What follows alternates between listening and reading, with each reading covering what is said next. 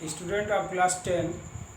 आज हम लोग फिज़िक्स में जो टॉपिक पढ़ेंगे वो टॉपिक ये है कि अगर कोई भी करंट कैरिंग कंडक्टर किसी मैग्नेटिक फील्ड में रखा जाता है तो मैग्नेटिक फील्ड उस कंडक्टर के ऊपर एक फोर्स अप्लाई करता है। तो इस फोर्स का डायरेक्शन किधर होगा, पहले तो उस फोर्स के डायरेक्शन के बारे में फ्लेमिंग ने अपना लेफ्ट हैंड रूल दिया था। तो actually today we are just going to study about the Fleming left hand rule. Fleming left hand rule हमारा क्या कहता है, तो ये उस फोर्स के डायरेक्शन को बताता है जो किसी करंट कैरिंग कंडक्टर को किसी इलेक्ट्रिक फील्ड में रखा गया हो और वो मैग्नेटिक फील्ड आपका मैग्नेटिक फील्ड में कोई करंट कैरिंग कंडक्टर रखा गया और वो मैग्नेटिक फील्ड उस कंडक्टर के ऊपर फोर्स अप्लाई करता हो। पीछे हम लोग ये पढ़े थे कि कंडक्टर में कोई इलेक्ट्रिसिटी फ्लो कराया जाता है तो उसके ऑल अराउंड में मैग्नेटिक फील्ड अराइज हो जाता है, जिसके बारे में हम लोग एक्सपेरिमेंट भी देखे थे और उसके लिए भी एक रूल पढ़ा गया था। वो ये बताया गया कि हम करंट कैरिंग कंडक्टर को अगर अपने राइट हैंड रूल उसको कहा जाता है, राइट हैंड रूल या राइट हैंड थम्स रूल भी उसको कहा जाता है। अगर किसी कंडक्टर को हम इस तरह से होल्ड करें अपने उंगलियों के साथ कि थम्स हमारा उस डायरेक्शन में हो जिधर ये थम्स जिधर हो उधर जिधर करंट इसमें फ्लो हो रही हो, तो मैग्नेटिक फील्ड बिल्कुल उसी तरह से कर्ल शेप में होगा इस कंडक्टर के चारों ओर, इधर हमारी ये उंगलियां कर्ल बना करके इसको होल्ड की हुई है। इसके बाद दूसरा कॉन्सेप्ट आज यही पढ़ना है कि जिस तरह से आप करंट कैरिंग कंडक्टर के बाहर मैग्नेटिक फील्ड अराइजेज हो जाता है, उसी तरह से अगर वो करंट कैरिंग कंडक्टर किसी दूसरे मैग्नेटिक फील्ड में रखा गया है तो और उसमें करंट फ्लो कराया जाता है तो वो मैग्नेटिक फील्ड उस कंडक्टर के ऊपर एक फोर्स अप्लाई करता है जिसका डायरेक्शन किधर होगा, तो इसको फ्लेमिंग ने अपने लेफ्ट हैंड रूल से दिया था। तो इसी के बारे में आज डिस्कशन करना है हम लोगों को। ये आपका टाइटल आज का है, force on A current carrying conductor in a magnetic field. एक मैग्नेटिक फील्ड में किसी करंट कैरिंग कंडक्टर के ऊपर जो फोर्स लगता है उसके बारे में स्टडी करना है। तो उसमें आपको बताया गया कि when we place a current carrying conductor in a magnetic field, अगर एक मैग्नेटिक फील्ड में हम कोई करंट कैरिंग कंडक्टर रखते हैं, मतलब ऐसा कंडक्टर जिसमें करंट फ्लो होती है, रखते हैं, द फील्ड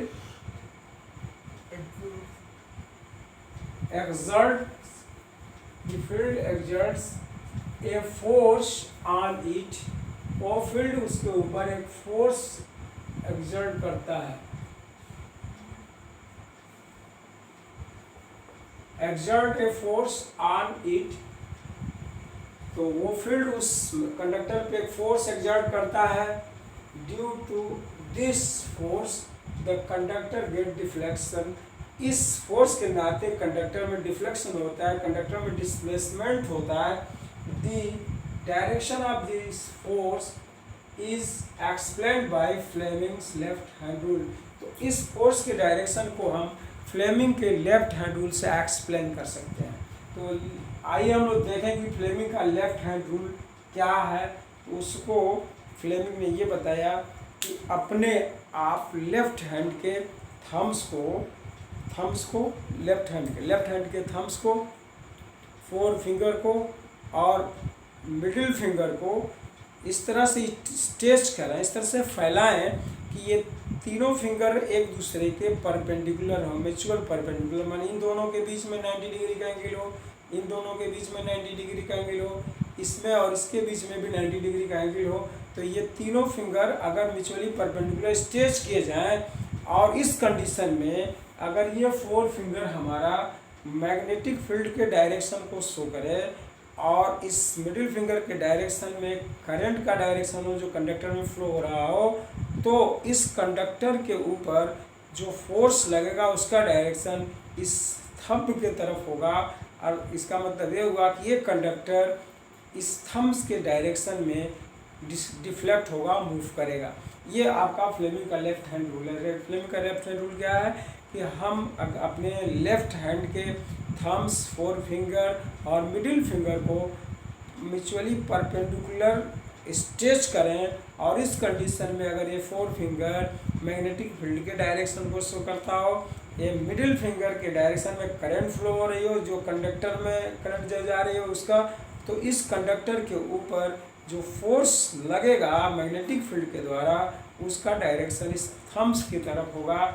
इसी को फ्लेमिंग ने एक्सप्लेन किया था, बताया था, जिसको इस रूल में ऐसे दिया जा सकता है।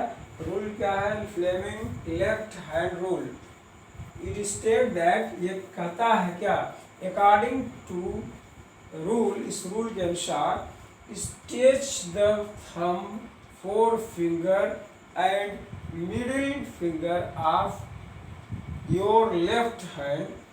हम अपने लेफ्ट हैंड के थंब को, फोर फिंगर को, मिडिल फिंगर को इस तरह से स्ट्रेच करें, सच दैट, इस तरह से स्ट्रेच करें कि दे आर म्यूचुअली परपेंडिकुलर, कि वो एक दूसरे के परपेंडिकुलर हों।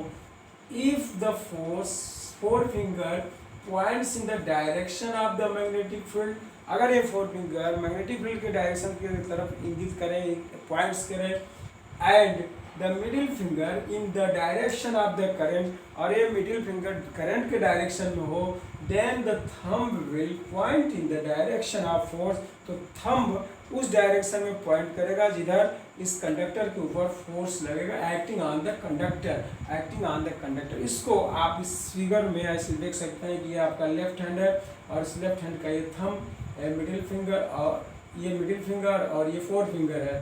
तो मिडिल फिंगर के डायरेक्शन में करंट, ये आपका फोर फिंगर के डायरेक्शन में मैग्नेटिक फील्ड, तो इसके ऊपर जो फोर्स लगेगा वो थम्स के डायरेक्शन में लगेगा।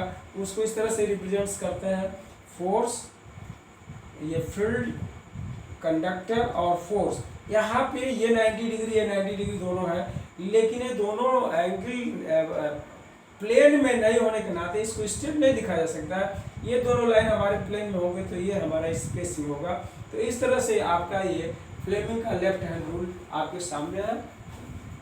इसको ठीक से पढ़ेंगे, याद करेंगे। स्टूडेंट्स, ये रूल जो आप लोगों ने फ्लेमिंग का लेफ्ट हैंड रूल पढ़ा, उससे ये तो बात क्लियर हो गई कि अगर कोई मैग्नेटिक फील्ड है और उसमें हम कोई वायर या कोई कॉइल या कोई कंडक्टर रखते हैं, और उस कंडक्टर में अगर इलेक्ट्रिसिटी फ्लो कराई जाती है, उसी केस में ही मैग्नेटिक फील्ड का जो इफेक्ट होता है उस कंडक्टर पर लगता है। अगर करंट उसमें फ्लो न करे तो उस वायर में, उस कंडक्टर में डिफ्लेक्शन नहीं होगा। डिफ्लेक्शन उसमें होने की ज़रूरत है कि मैग्नेटिक फील्ड में उसको रखें और कंडक्टर में करंट फ्लो करे, ये दोनों जरूरी है, तभी उसके ऊपर डिफ्लेक्शन होगा, अदरवाइज डिफ्लेक्शन नहीं होगा।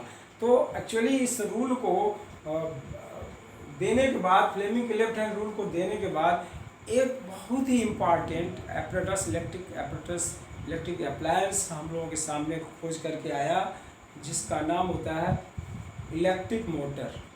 इलेक्ट्रिक मोटर में इस प्रिंसिपल का यूज़ किया जाता है। इलेक्ट्रिक मोटर बिल्कुल इसी प्रिंसिपल पे जो वर्क करता है, उसमें भी फोर्स लगते हैं और उसकी डायरेक्शन से उसमें भी मैग्नेटिक फील्ड में हमारे एक कॉइल होती है, कॉइल में इलेक्ट्रिक करंट फ्लो करा जाता है, उसके ऊपर कॉइल का रोटेशन होता है। तो रोटेशन अपने आप नहीं होता है, रोटेशन होने का मतलब हुआ कॉइल्स के आर्म्स पे सर्टेनली फोर्स लगते हैं। तो वहाँ हम डिसाइड करते हैं कि कॉइल के किस आर्म पर किस डायरेक्शन में फोर्स लगा हुआ है। ये सिर्फ और सिर्फ फ्लेमिंग के लेफ्ट हैंड रूल से वहाँ फाइंड किया जाता है, क्योंकि कॉइल तो मैग्नेट के बीच में रहता है, करंट उसमें फ्लो कराते हैं। तो करंट फ्लो कर रहा है कंडक्टर में, करंट कंडक्टर में फ्लो कर रहा है, तो वहाँ मैग्नेटिक फील्ड का इफेक्ट उस कंडक्टर के, उस कॉइल के दो साइड्स पे होता है, और फोर्स किस डायरेक्शन में लग रहा है ये क्लियर करने के लिए फ्लेमिंग का लेफ्ट हैंड वहाँ रूल यूज़ किया जाता है। तो इसका यूज़, इस प्रिंसिपल का यूज़ उस इलेक्ट्रिक मोटर में किया जाता है। इलेक्ट्रिक मोटर्स में होता क्या है, तो इलेक्ट्रिक मोटर में आप हमेशा जानते हैं कि कोई भी इलेक्ट्रिकल एनर्जी को मैकेनिकल एनर्जी में ट्रांसफ़र करने का ये डिवाइस होता है, इसका यूज़ आपके फैन में होता है, इसका यूज आपके जो भी मिक्सी में होता है, इसका यूज आपका वॉशिंग मशीन में, जहाँ भी हमारे मोटर चलते हैं वहाँ इसका यूज होता है।